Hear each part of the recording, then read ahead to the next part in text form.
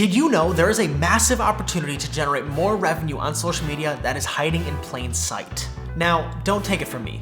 This is Dan from the channel What's Inside, and he had this to say about how much he's generating from a secret platform that might surprise you.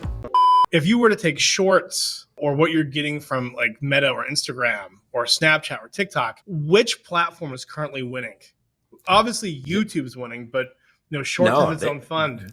Oh, where are you making the most money? One. Maybe it's a little insight, a little secret that we have, but for the last 4 months in a row, which is crazy because this didn't happen any of the last 2 years. For the last 4 months in a row, we've been making more like ad revenue off of Facebook, almost double on Facebook than we've been making on YouTube. If you're still not sure, here's a clip from MrBeast on how much he's potentially making from posting to Facebook. MrBeast, the biggest YouTuber on the planet, is about to blow up on Facebook. And that is because of one specific thing that he can't do on YouTube. 3 hours ago, 10.9 million views, but when you put your mouse over it, you can see that from this post, the video received 72,000 views and basically 10 million views combined in 3 other posts. So basically what's happening is they're reposting the video multiple times and continue to make money from the same videos over and over again. From the numbers that I'm seeing on his videos, I can say that he's probably making close to 6 figures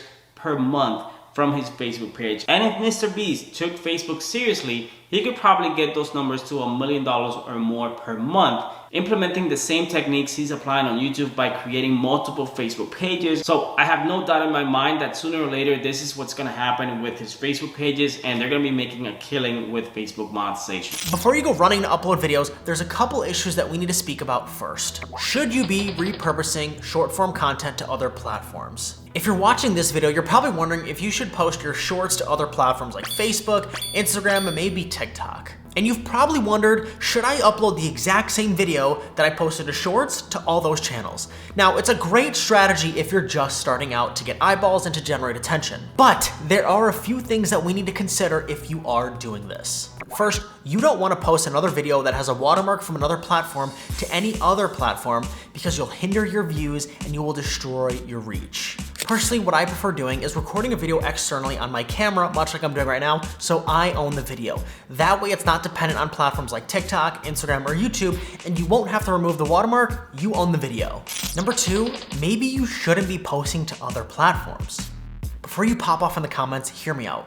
This comes from testing and trying a lot of content on multiple channels. Maybe you're operating solo and you have limited time and your best option is to post the same video to all channels. Maybe you have a team of people who can put out multiple pieces of content per day on multiple channels. Or maybe you want to dominate on a single channel and heavy up there. Take a look at Cody Ko, for example. He posted the same video to Facebook Reels and YouTube Shorts, and the view difference is crazy. He hasn't posted a reel on Facebook in over a month, and he's heavying up more on his Shorts channel. If you don't want to go more than a month without posting, there is a secret weapon you could use if you're up for it. Number 3, re-editing a video. I get it. You worked on a video for so long and so hard, it didn't get the views you wanted and it completely flopped. I promise you all hope is not lost and you should take a deeper look into your videos to re-upload them, but listen to this first. This is Omar, who is the founder of House of Highlights. He was doing an interview with Gary Vee and he had this to say about a short form strategy that you should steal.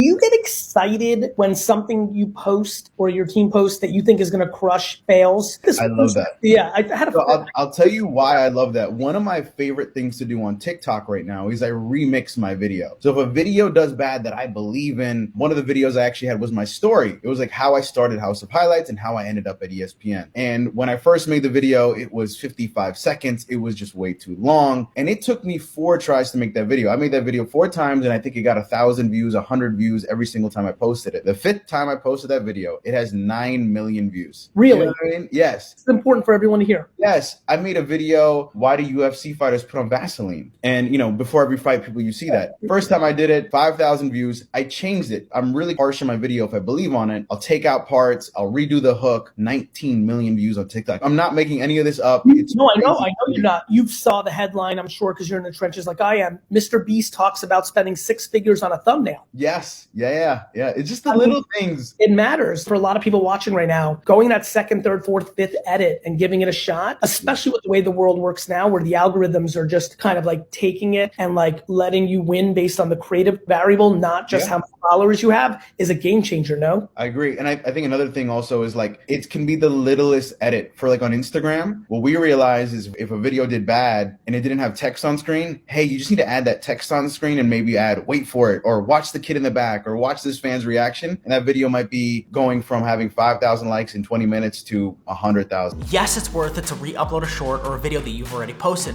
because it might take that one little edit for your views to skyrocket. Keep in mind, this strategy works if you're looking to increase your revenue on Facebook, YouTube, or wherever you're looking to post short form content. Your problem might not be making more videos, it might need to be making a better video. With all that said, there is a platform that should never be ignored when it comes to short form content. Number 4, YouTube is king. Yes, I said it. YouTube is king, and I stand by that. YouTube is the second highest search engine to Google, and it's different than any other social platform because it's search-based first. Meaning, when people go to use these platforms like Google and YouTube, they have a different intent in mind when they're using them. This is where the mind of the consumer comes in, and I want you to pay attention here. When people go to search for something, let's say for example, you're an interior home designer, they might be searching for something like this: how to renovate a home to look more modern. They have a different intent. Their intent is to solve their problem, their intent is to hire someone, their intent is to fix it. They are looking for a solution, and that solution could be you. This is where you can rank heavily for search. If you title and tag your short properly, let's say it's a highlight reel of a project you did in 60 seconds. In that same short, you can push people to the longer version of the before and after project that you completed. And now you can push people to want to schedule time with you or even hire you potentially. And mind you, this is all outside of just ad revenue completely. This is now hiring you for your services. Or maybe you're someone like me who enjoys watching plane reviews and airplane seat reviews and watching the experience that someone had on a specific airline in a specific seat. Here's the key to understanding all of this. Someone may not be searching for a plane seat review on Facebook as they would on YouTube. The point is, pay attention to the audience. Pay attention to your engagement, your retention graphs. Pay attention to everything that the audience is giving you feedback on. That way you can know if you should post to other platforms like Facebook, like Instagram, like TikTok, and right here on YouTube. That way you can know if it's worth it to maybe just stay heavy on one platform and go all in on there. Last thing, you won't know unless you try. Try it all. Try recutting videos. Try posting to other platforms. Try heavying up on one.